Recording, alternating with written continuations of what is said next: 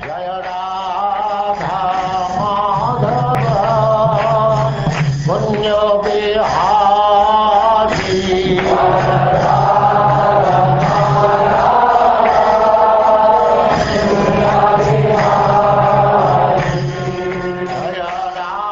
And now Chapter 12, Conversation between Maharaja Raghugana and Jada Bharata.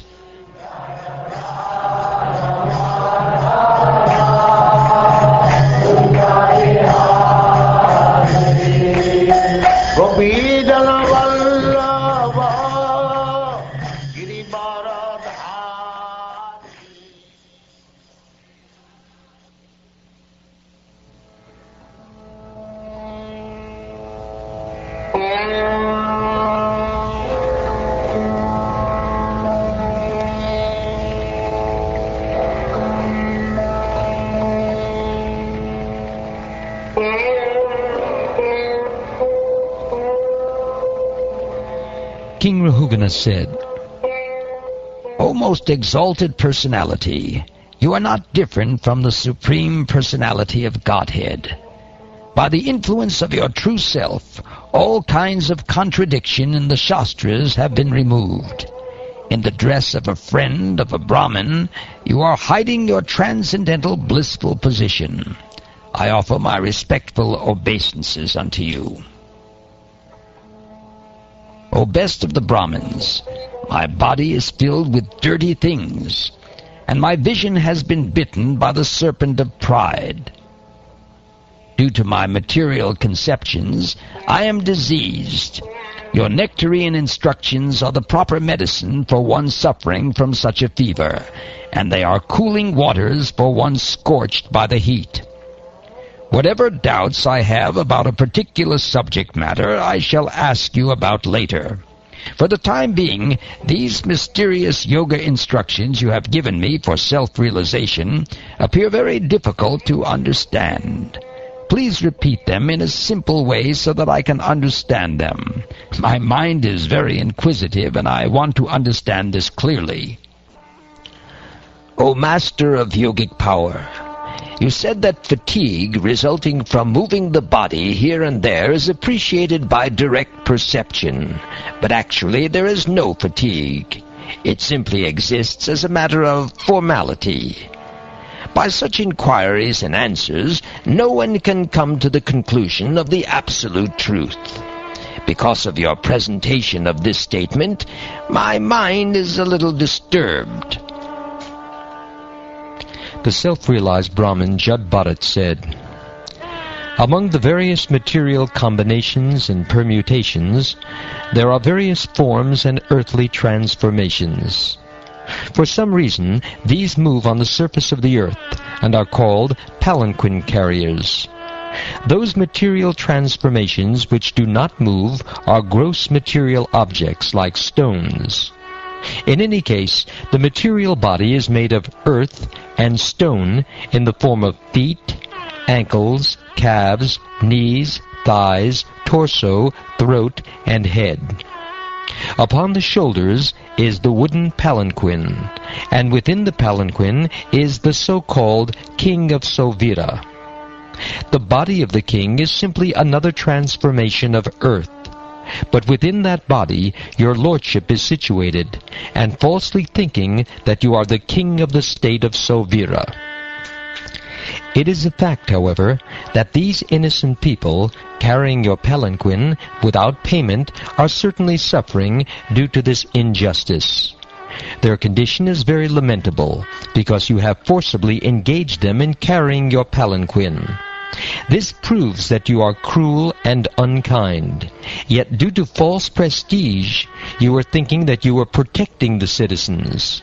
This is ludicrous. You are such a fool that you could not have been adored as a great man in an assembly of persons advanced in knowledge.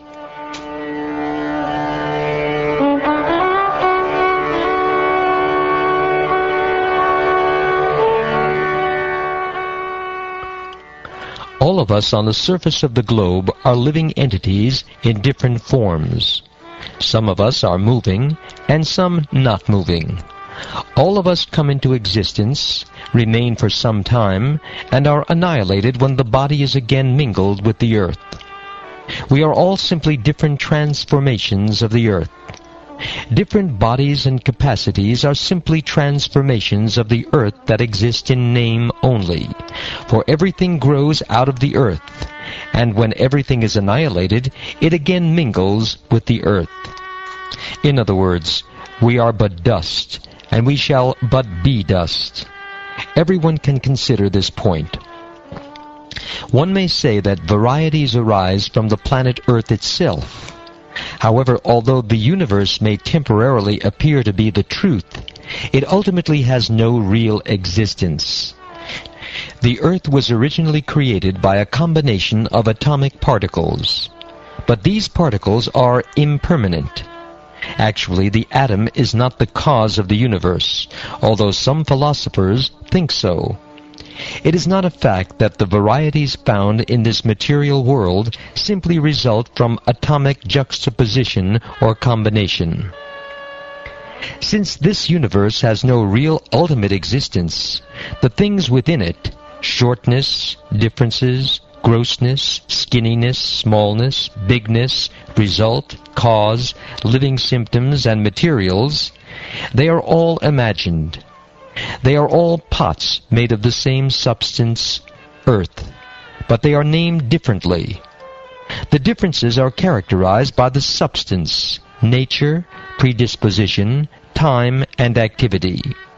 You should note that all these are simply mechanical manifestations created by material nature.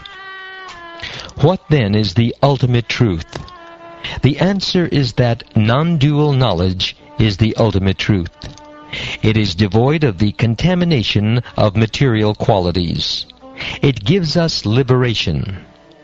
It is the one without a second, all-pervading and beyond imagination. The first realization of that knowledge is Brahman. Then Paramatma, the Supersoul, is realized by the yogis who try to see him without grievance.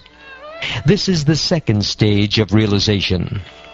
Finally, full realization of the same supreme knowledge is realized in the Supreme Person. All learned scholars describe the Supreme Person as Vasudeva, the cause of Brahman, Paramatma, and others. My dear King Raghugana, unless one has the opportunity to smear his entire body with the dust of the lotus feet of great devotees, one cannot realize the absolute truth. One cannot realize the absolute truth simply by observing celibacy or brahmacharya, strictly following the rules and regulations of householder life, leaving home as a vanaprastha, accepting sannyas or undergoing severe penances in winter by keeping oneself submerged in water or surrounding oneself in summer by fire and the scorching heat of the sun. There are many other processes to understand the absolute truth, but the absolute truth is only revealed to one who has attained the mercy of a great devotee.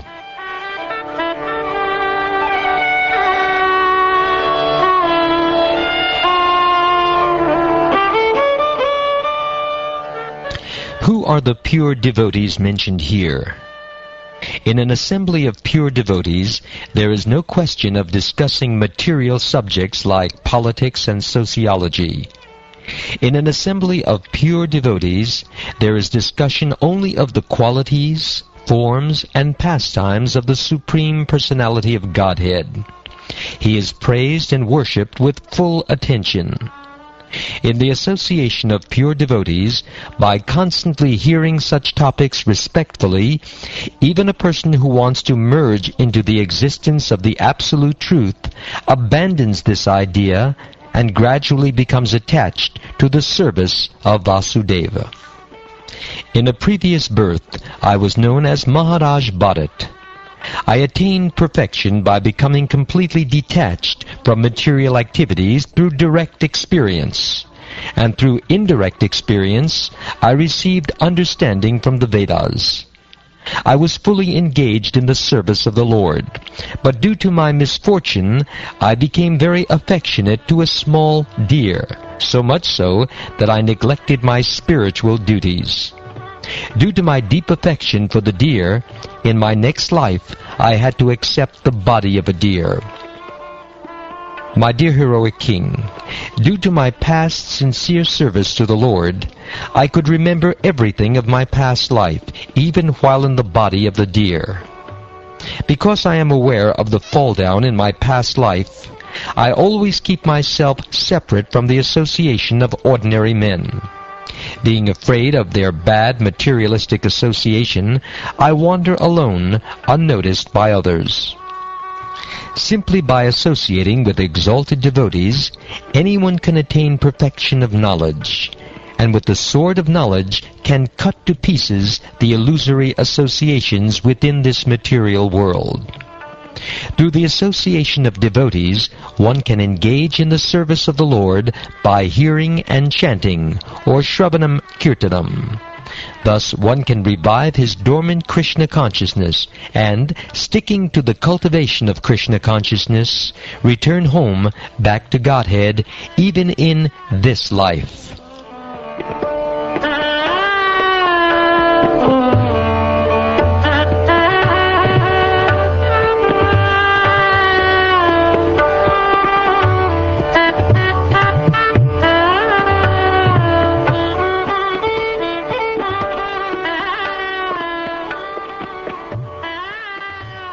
Thus ends the 12th chapter of the 5th canto of the Srimad Bhagavatam, entitled The Conversation Between Maharaja Raghugana and Jada Bharata.